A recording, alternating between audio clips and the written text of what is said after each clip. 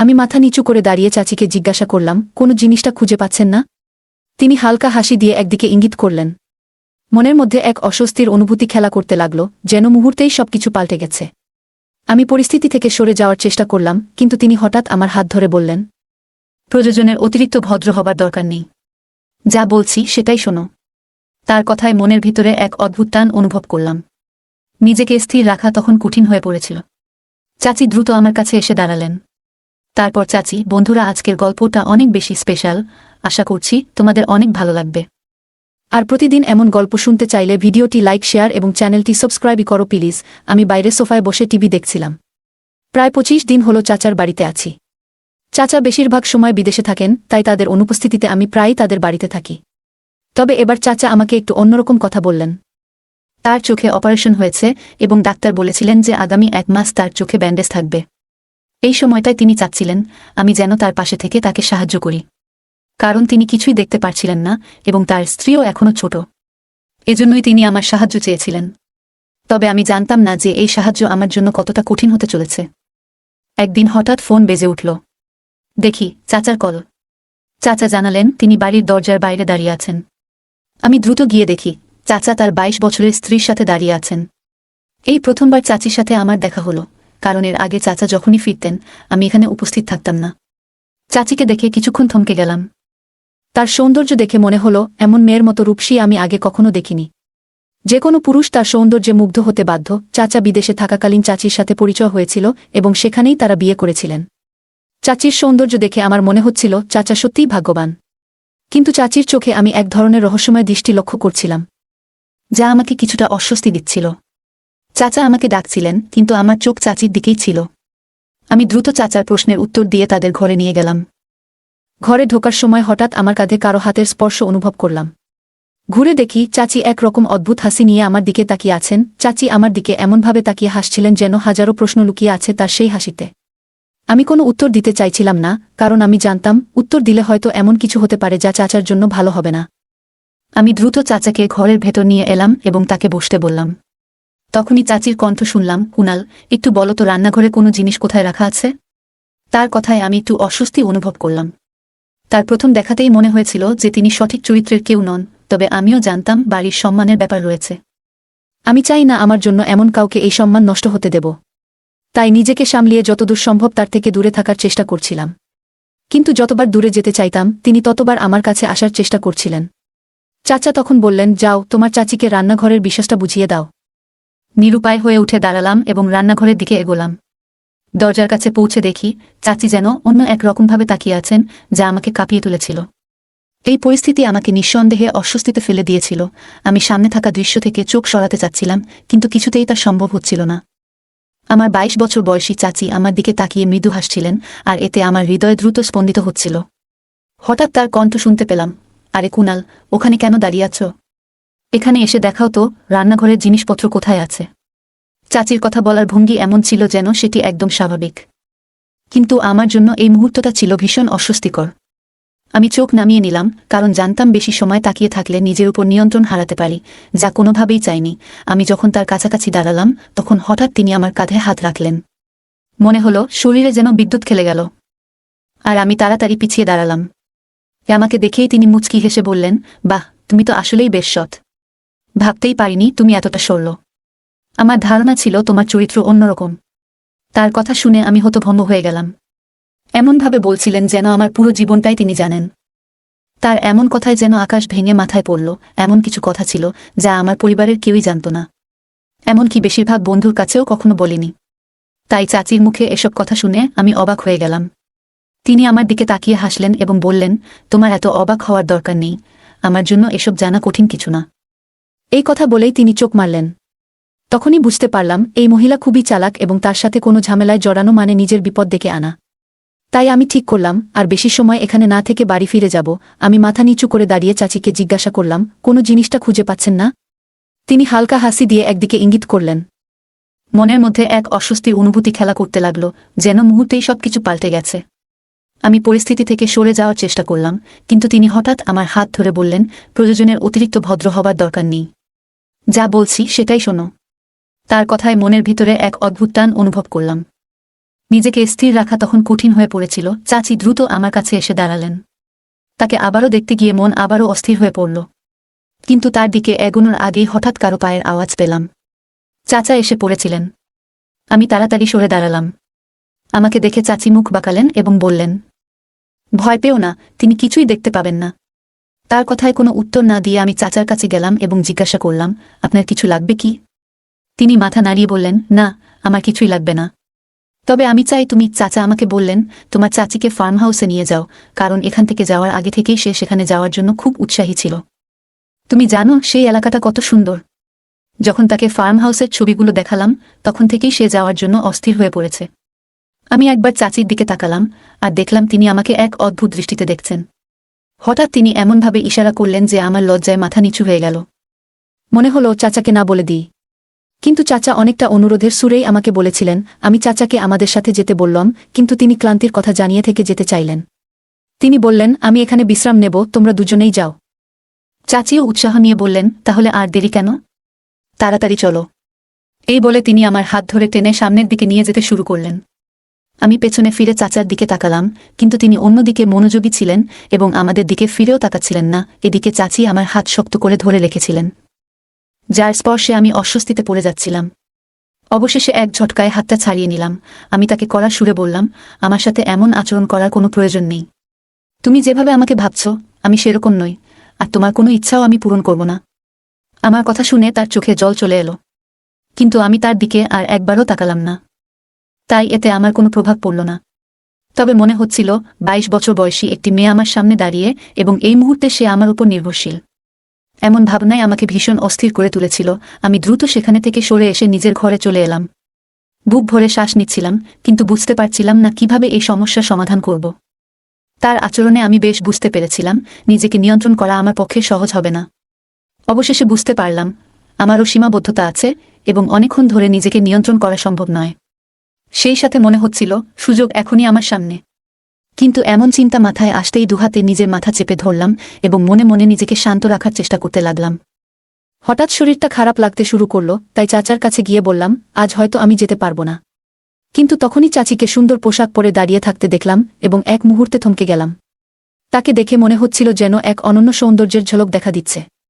আমি দৃষ্টি সরিয়ে নেওয়ার চেষ্টা করলাম, কিন্তু বারবার চোখ ফিরে যাচ্ছিল। মনে হচ্ছিল নিজের আবেগকে সামলে রাখা কঠিন হয়ে পড়ছে। সেই মুহূর্তে ভাবলাম, হয়তো তার ইচ্ছাটি সম্মান জানানোই সঠিক হবে। যদি সে নিজেই এতে স্বাচ্ছন্দ্য বোধ করে তবে আমি কেন পিছু হটব? এমনটা ভেবে অজান্তেই মুখে এক রহস্যময় হাসি ফুটে উঠল। মনে হচ্ছিল ভেতরে লুকিয়ে থাকা এক দুর্বলতা যেন ধীরে ধীরে আত্মবিশ্বাসের রূপ নিচ্ছে। যখন কেউ আন্তরিকভাবে সৌন্দর্যের মাধ্যমে মনোযোগ আকর্ষণের চেষ্টা করে তখন নিজেকে সংযত রাখা সহজ নয়। শুরুর দিকে নিজেকে সামলে রাখা কঠিন ছিল, কিন্তু একবার মনে হলো যে পরিস্থিতি মেনে নিলে সব সহজ হয়ে যাবে। তখন থেকেই মনে একটা স্বস্তি এলো, সবকিছু স্বাভাবিক মনে হতে শুরু করল। তাই বেশ আত্মবিশ্বাসের সুরে বললাম, চলো, আমাদের যাত্রা শুরু করতে হবে। আমি চাচাকে বললাম, দ্রুত না গেলে আবহাওয়া খারাপ হয়ে যাবে। আমার কথা শুনে চাচা বললেন, আবহাওয়া খারাপ হয়ে গেলে দুজনেই সেখানেই থেকে যাও। চাচার এমন সহজভাবে বিশ্বাস করাটা দেখে আমার মনে একটু অপরাধ বোধ তৈরি হলো। চাচা আমার ওপর যে আস্থা রেখেছেন সেটা মনে হতেই অস্বস্তি হচ্ছিল। তখন হঠাৎ অনুভব করলাম কেউ আমার হাত ধরেছে। তাকিয়ে দেখি চাচি দাঁড়িয়ে আছেন আর মিষ্টি করে হাসছেন। চাচি বললেন, চলো, আর দেরি কেন? আমি হেসে ফেললাম, যা দেখে চাচি একটু বিস্মিত হয়ে নিচু হয়ে তাকালেন। তাকে নিয়ে দ্রুত গাড়ির দিকে এগোলাম। পথে তিনি মুচকি হেসে বললেন, তোমার তো সাহস এত তাড়াতাড়ি ফুরিয়ে গেল। আমিও হেসে উত্তর দিলাম, সামনে এমন একজন সুন্দরী থাকলে কারই বা সাহস থাকে।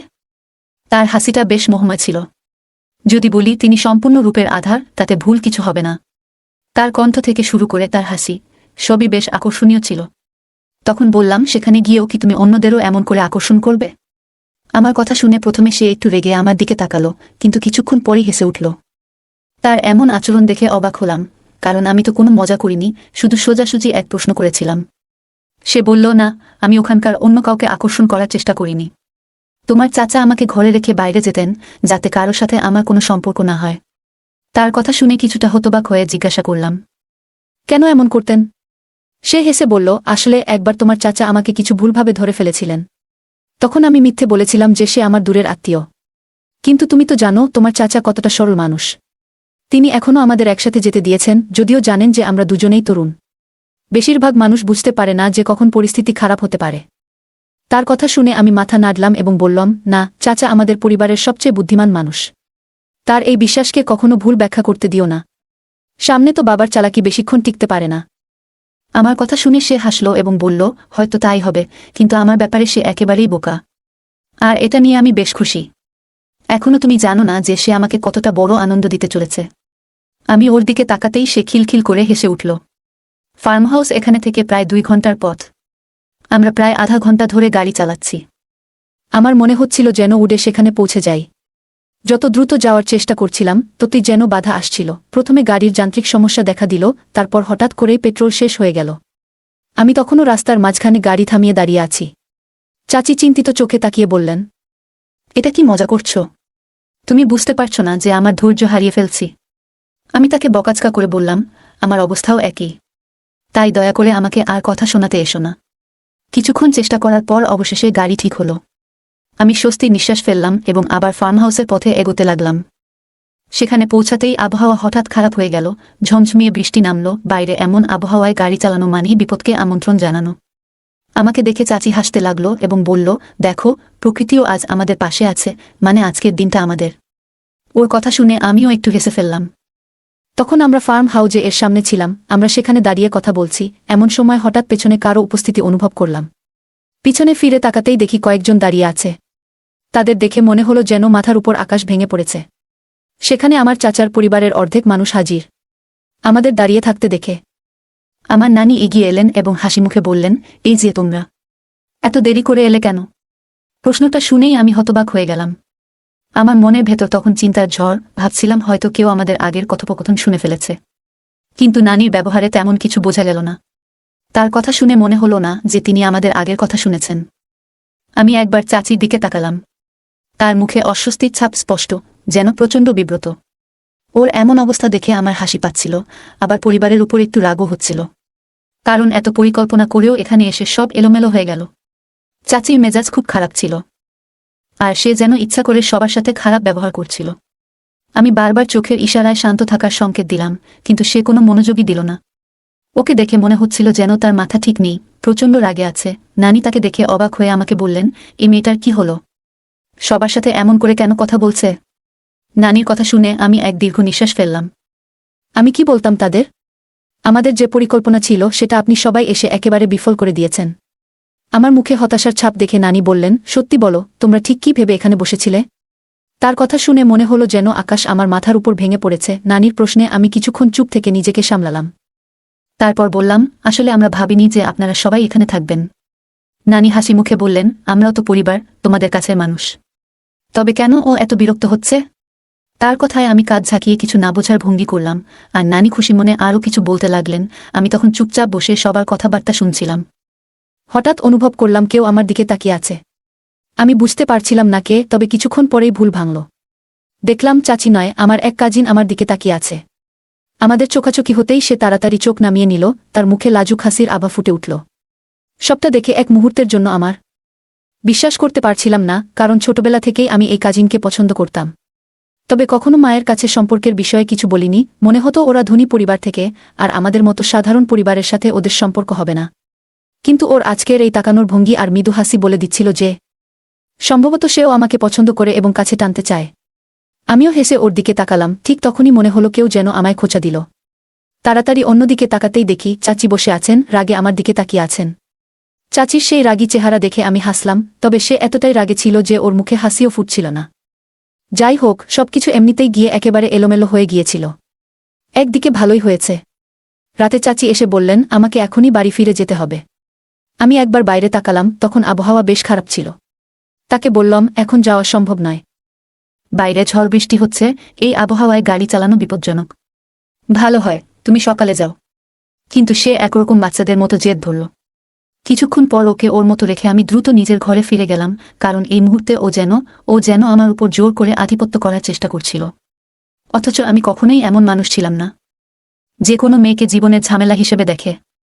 সকালে দরজায় টোকা পড়তেই আমার ঘুম ভাঙল। দেখলাম চাচি দাঁড়িয়ে আছে। পরের মুহূর্তে সে ঘরে ঢোকার চেষ্টা করতেই আমি তাকে থামিয়ে বললাম, সাবধান, এখানে কোনো ঝামেলা করার চেষ্টা করো না। সে কয়েক মুহূর্তের জন্য অবাক হয়ে গেল, এবং তার অবাক হওয়াটাই স্বাভাবিক ছিল। কিন্তু রাতে আমি নিজের মনকে বুঝিয়ে নিয়েছিলাম। কারণ আমি জানতাম একজন ভদ্র মেয়ে আমার জন্য অপেক্ষা করছে যে সত্যিই আমাকে ভালোবাসে। আমি ঠিক করেছিলাম নিজেকে ওর জন্যই সংরক্ষণ করব।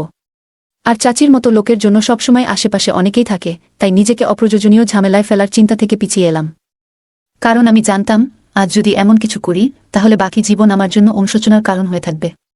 এর থেকে ভালো যে আমি এমন একটি মেয়ের সঙ্গী হই যার সঙ্গে জীবন কাটিয়ে সুখী থাকব। এক মুহূর্তেই আমি মনস্থির করলাম। চাচি তখনও অবাক হয়ে আমার দিকে তাকিয়েছিল। তার অবাক হওয়াটা সে হাসিমুখে বলল, আমি জানি এই বাড়ির লোকেদের কারণেই তুমি আমার কাছে আসছো না, কিন্তু চিন্তা করো না, যখন আমরা বাড়িতে ফিরব তখন আর কেউ থাকবে না। তার কথা শুনে আমি চুপচাপ তার মুখের দিকে তাকিয়ে রইলাম, কোনো উত্তর দিলাম না।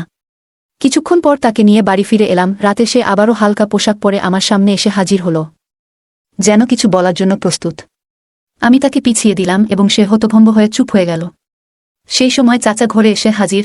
চাচা বুঝতে পারলেন এই মহিলার আসল চেহারা। সবকিছু পরিষ্কার হওয়ার পর চাচা তাকে ছেড়ে দেওয়ার সিদ্ধান্ত নিলেন এবং তাকে বাড়ি থেকে চলে যেতে বললেন। কারণ চাচা এর আগেও অনেকবার চাচির অপকর্ম নিজ হাতে ধরেছিলেন, কিন্তু তাকে ভালো হওয়ার জন্য কিছু সুযোগ দিয়েছিলেন। কিন্তু চাচি আর ভালো হননি, বরং দিনে দিনে আরও খারাপ হয়েছিলেন। আমি মনে মনে ধন্যবাদ দিলাম যে এমন কোনো কাজ করিনি যাতে চাচার কাছে ছোট হয়ে যায়। এই অভিজ্ঞতা থেকে বড় শিক্ষা পেলাম। কিছুদিন পর আমার কাজিনের সাথে সম্পর্কের কথা পাকাপাকি করলাম এবং 1 সপ্তাহের মধ্যেই আমাদের বিয়ে হয়ে গেল। এখন আমি তার সঙ্গে সুখে শান্তিতে জীবন কাটাচ্ছি। গল্পের প্রধান চরিত্র এমন একটি পরিস্থিতির মুখোমুখি হয় যেখানে তার উপর চাপ সৃষ্টি করা হয়, কিন্তু সে নিজেকে সংহত করে সঠিক সিদ্ধান্ত গ্রহণ করে। এর মাধ্যমে বোঝা যায় কঠিন সময়েও আত্মনিয়ন্ত্রণ ধরে রাখা এবং নিজেকে সঠিক পথে পরিচালিত করা গুরুত্বপূর্ণ। নৈতিক স্থিতিশীলতা ও মানসিক শক্তি একজন মানুষের জীবনকে সুন্দর ও সম্মানজনক করে তোলে। গল্পের প্রধান চরিত্র এমন একটি সম্পর্ক বেছে নেয় যা তার জীবনকে শান্তি ও সুখে পূর্ণ করে। সঙ্গীর ক্ষেত্রে সঠিক মানুষকে বেছে নেওয়া জীবনের শান্তি ও আনন্দের মূল কারণ হতে পারে। তাই জীবনের সঙ্গী নির্বাচনে সতর্কতা ও বুদ্ধিমত্তার প্রয়োজন গল্পের চাচির চরিত্র থেকে বোঝা যায়। নেতিবাচক ও অসৎ ব্যক্তিরা নিজেদের সাথে সাথে আশেপাশের মানুষের জীবনেও সমস্যা সৃষ্টি করতে পারে। এমন ব্যক্তিদের থেকে দূরে থাকা এবং নিজের মানসিক শান্তি বজায় রাখা জরুরি। গল্পে চাচার সিদ্ধান্ত ও চরিত্রের শিক্ষা থেকে বোঝা যায় একজন ব্যক্তির জীবনে যে সম্পর্কগুলি স্বাস্থ্যকর ও ইতিবাচক সেগুলো ধরে রাখা দরকার। অন্যদিকে যেসব সম্পর্কের মধ্যে অসৎ চরিত্র, অশান্তি ও অস্তাচরণ রয়েছে সেগুলিকে দূরে রাখাই মঙ্গল। গল্পের প্রধান চরিত্র যেভাবে তার নৈতিক আদর্শ বজায় রাখে এবং নিজের জন্য সঠিক সিদ্ধান্ত নেয়, তা থেকে বোঝা যায় জীবনের যে কোনো সিদ্ধান্তে দীর্ঘমেয়াদী সুখকে অগ্রাধিকার দেওয়া উচিত। সাময়িক আবেগে ভুল সিদ্ধান্ত নেওয়ার কারণে ভবিষ্যতে অনুশোচনায় পড়তে হতে পারে। গল্পের চরিত্রটি যেভাবে তার নিজের জন্য অপেক্ষা করা সৎ ও ভালোবাসার মানুষটির জন্য নিজেকে সংরক্ষণ করে, তা থেকে বোঝা যায় জীবনের গুরুত্বপূর্ণ সম্পর্কের প্রতি নিষ্ঠা থাকা আবশ্যক। এটি জীবনের প্রতি এক ধরনের শ্রদ্ধা প্রদর্শন করে। বন্ধুরা, যদি এই গল্পটি ভালো লেগে থাকে তাহলে দয়া করে ভিডিওটি লাইক করুন এবং আমাদের চ্যানেলটি সাবস্ক্রাইব করুন। পাশে থাকা বেল আইকনটি প্রেস করুন যাতে করে আমরা যখনই নতুন ভিডিও আপলোড করি তার নোটিফিকেশন সবার আগে আপনার কাছে পৌঁছে যায়। ধন্যবাদ, দেখা হবে আমাদের পরবর্তী ভিডিওতে। ভাইকে ডাকতে গিয়ে দেখলাম সে তার রুমে নেই। আমি মায়ের রুমের কাছে ফিরে গিয়ে দরজায় টোকা দিতে যাচ্ছিলাম, তখন হঠাৎ ভেতর থেকে ভাইয়ের গলার শব্দ শুনতে পেলাম। বুঝলাম ভাইয়া মায়ের সাথেই আছে। রাত তখন প্রায় 2টা, আর আমি ভাবতে লাগলাম কেন মা এমন অদ্ভুত শব্দ করছেন। সারা রাত সেই রুম থেকে একই ধরনের আওয়াজ আসছিল, যা আমাকে ঘুমাতে দেয়নি। ভাবছিলাম ভাইয়া মায়ের রুমে সারা রাত কি করছে। চিন্তায় পাগল প্রায় হয়ে গেলাম, আর সারা রাত একটুও ঘুমাতে পারলাম না। তাই ভাবলাম মা অসুস্থ কিনা দেখে আসি। সেখানে গিয়ে যা দেখলাম তা দেখে আমি হতভম্ব হয়ে যাই। দেখলাম ভাইয়া আর মা। দয়া করে গল্পগুলো ভালো লাগলে ভিডিওটি লাইক, শেয়ার এবং চ্যানেলটি সাবস্ক্রাইব করো প্লিজ। আমি প্রিয়া। 1 বছর আগে আমার দাদু ঠাকুমা আমাদের সঙ্গে থাকত। একদিন আমার ঠাকুমা আর মা বাজারে যাওয়ার পথে দুর্ঘটনায় পড়েন। সেই দুর্ঘটনায় মা এবং ঠাকুমা আমাদের ছেড়ে চলে যান। তখন থেকে বাড়িতে আমরা মাত্র 4 জন ছিলাম, আমি, আমার ভাই, দাদু আর বাবা। পাড়া প্রতিবেশীরা বাবাকে পুনরায় বিয়ে করার জন্য পরামর্শ দিতে থাকেন, কিন্তু বাবা তাতে রাজি হননি। 8 মাস আগে দাদু আমাদের বাড়িতে একজন কাজের মেয়েকে রাখেন। আমি তখন 13 বছর বয়সী ছিলাম, তাই রান্নার চেষ্টা করলেও সব সময় সফল হতাম না। এদিকে বাবার রেস্তোরাঁও যাওয়া আসা চলত, এবং সেখানে এক 27 বছর বয়সী মেয়ে নিয়মিত আসত। তার নাম মারিয়া এবং সে বাবার থেকে প্রায় 15 বছর ছোট ছিল। তবুও সে বাবার প্রতি আগ্রহী ছিল, বাবাকে অনেক পছন্দ করত। আর বাবা তখন 42 বছর বয়সী ছিলেন। একদিন মারিয়া হাত মুখ ধুয়ে বিশ্রাম নিচ্ছিল যখন আমার বাবা ডিনার করতে গিয়েছিলেন একটি রেস্তোরাঁয়। সেখানে একটি মেয়ে একা বসেছিল এবং কিছু বেপরোয়া যুবক এসে তাকে বিরক্ত করতে শুরু করে। বাবার নজরে বিশ্বাসটা পড়ে, তাই তিনি গিয়ে মেয়েটির পাশে বসে কথা বলতে শুরু করেন। এতে যুবকরা সরে যায়। এরপর থেকে মারিয়া আর আমার বাবার মধ্যে আলাপচারিতা শুরু হয়। যতবারই আমরা রেস্তোরাঁও যেতাম, মেয়েটি আমাদের টেবিলে এসে বাবার সঙ্গে কথা বলতো। ধীরে ধীরে আমার বাবার সঙ্গে মেয়েটির সম্পর্ক বাড়তে থাকে। একদিন মেয়েটি বাবাকে জানায় সে একটি রুম ভাড়া নিতে চায়, বাবার সাথে সময় কাটাতে চায়। কিন্তু বাবা বিশ্বাসটা এড়িয়ে যান। পরদিন মেয়েটি আবার ফোন করে বাবাকে রাজি করানোর চেষ্টা করে, কিন্তু এরই মধ্যে কিছু লোক মারিয়াকে বাধা দেয় এবং বিব্রতকর পরিস্থিতি সৃষ্টি করে। একজন সাহসী মানুষ হিসেবে আমার বাবা মারিয়াকে রক্ষা করতে এগিয়ে যান। পরিস্থিতি সামলাতে বাবার কিছু সাহসী পদক্ষেপ নিতে হয় এবং অবশেষে মেয়েটি বিপদ থেকে মুক্তি পায়। এই ঘটনার পর মারিয়া এবং আমার বাবার সম্পর্ক আরও গভীর হয় এবং তারা বিয়ে করে। এখন মারিয়া আমাদের পরিবারের অংশ এবং আমার নতুন মা হয়ে উঠেছেন। প্রথমবারের মতো আমি তাকে দেখলাম, তিনি অনেক সুন্দর। আমার বাবার জীবনে নতুন অধ্যায় শুরু হয়েছে এবং আমি তাদের সুখী দাম্পত্য জীবন প্রত্যক্ষ করছি। এই দিকে আমার নতুন মাকে দেখে মনে হচ্ছিল বাবার থেকেও আমার ভাইয়া অনেক খুশি হয়েছে। তারপর আমি বাবার সাথে দেখা করতে গেলাম, দেখি বাবা রুমে নাই। পরে যখন বাবা বাথরুম থেকে বের হয়ে তার রুমে যাচ্ছিলেন, আমি তাকে আলিঙ্গন করে নিজের রুমে ফিরে এলাম। প্রতি রাতে বাবার সাথে দেখা করেই ঘুমাতে যেতাম। আমার নতুন মা আমার উপর কখনো রাগ করতেন না, বিশেষ করে যখন থেকে বাবা দ্বিতীয়বার বিয়ে করেছেন।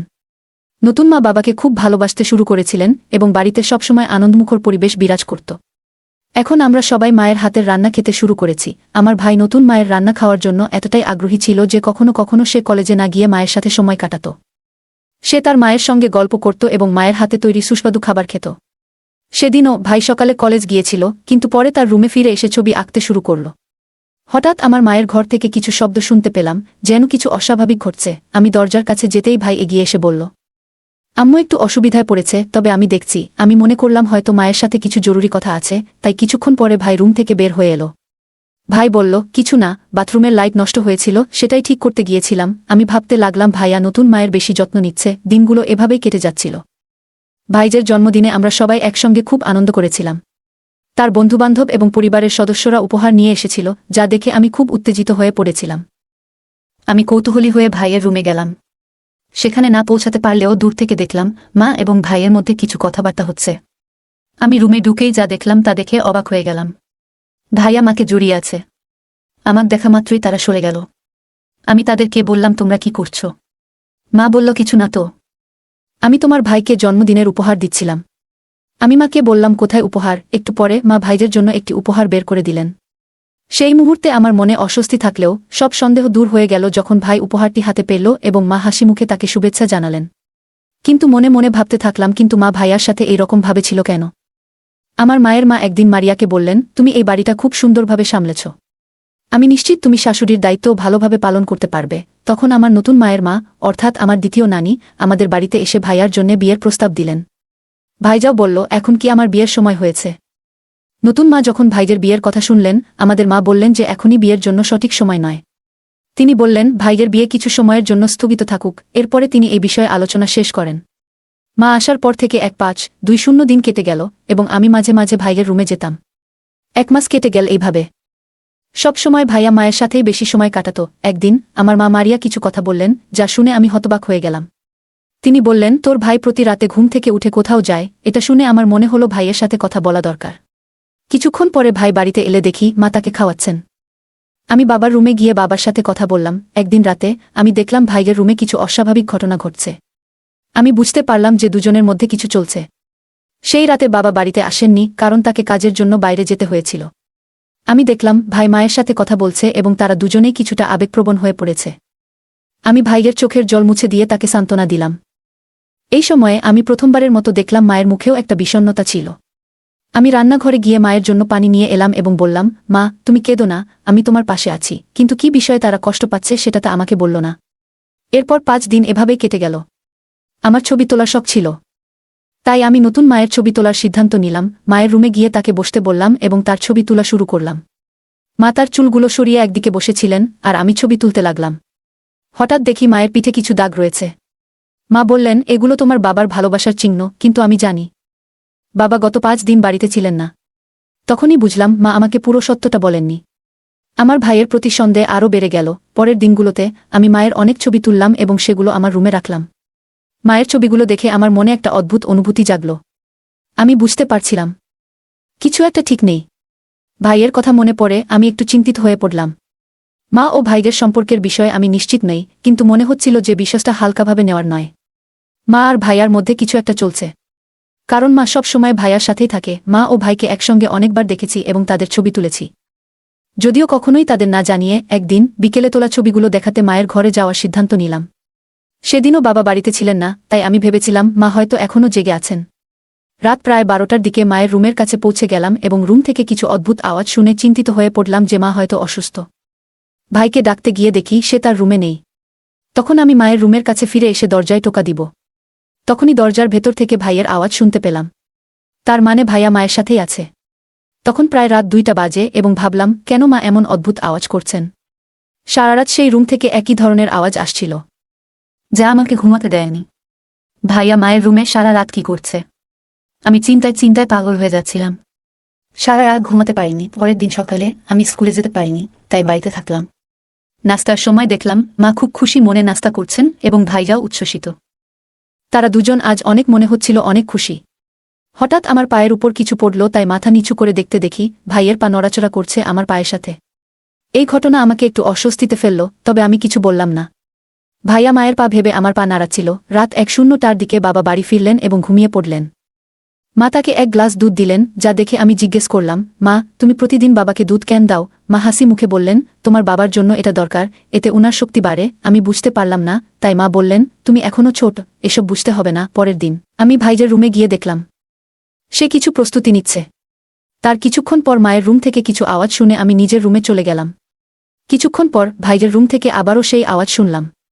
দরজাটা একটু খোলা ছিল, তাই চুপি চুপি উকি দিলাম। সামনে যা দেখলাম তাতে আমি খুবই অবাক হলাম। আমি যা দেখলাম তা বিশ্বাস করতে পারছিলাম না। তাই তাদের কিছু ছবি তুলে রাখলাম। পরে নিজেকে স্থির রেখে রুমে ফিরে এলাম এবং ভাই ও মায়ের কিছু পুরনো ছবি দেখতে লাগলাম। সেই ছবিগুলো দেখে আমার মনে কিছু প্রশ্ন জাগল, কিন্তু আমি তা নিয়ে ভাবতে চাইনি। মা বাবাকে ঠকাচ্ছে, আর ভাইয়াও বাবার সাথে বেইমানি করছে, যা ঠিক নয়। মায়ের কিছু কথা আমার মনে পড়ছিল, যেখানে তিনি মাঝে মাঝে ছোট ছোট কাজের জন্য ভাইয়াকে ডেকে আনতেন তার ঘরে। আর আমি যখন সাহায্য করতে যেতাম তিনি বলতেন, তুমি এখনও ছোট, সে সময় হয়তো কিছু বুঝিনি, কিন্তু আজ আমি যা দেখলাম তা আমাকে ভাবিয়েছিল। মাথা ঠান্ডা রেখে আমি বিছানায় গিয়ে শুয়ে পড়লাম। পরদিন সকালে বাবা অফিসে যাওয়ার প্রস্তুতি নিচ্ছিলেন, কিন্তু হঠাৎ মা অসুস্থ হয়ে পড়লেন। ভাইয়া দেরি না করে ডাক্তারকে নিয়ে এলেন। সেই দিন আমরা এক মিষ্টি খবর পেলাম, মা গর্ভবতী। আমি এই খবরে খুব খুশি হলেও মা ও ভাইয়ার মুখে এক ধরনের অস্বস্তি দেখলাম, যেন তারা খুশি নয়।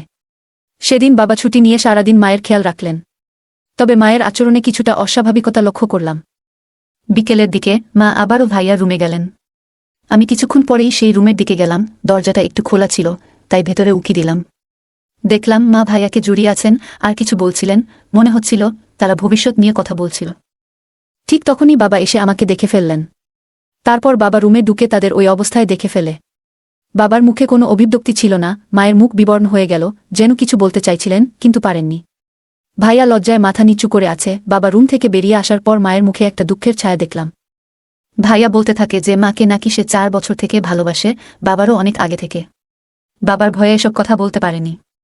আমার মা বলল যে আমার পরিবারের লোকেরা আমাকে অন্য কারো সাথে বিয়ে দেওয়ার পরিকল্পনা করছিল।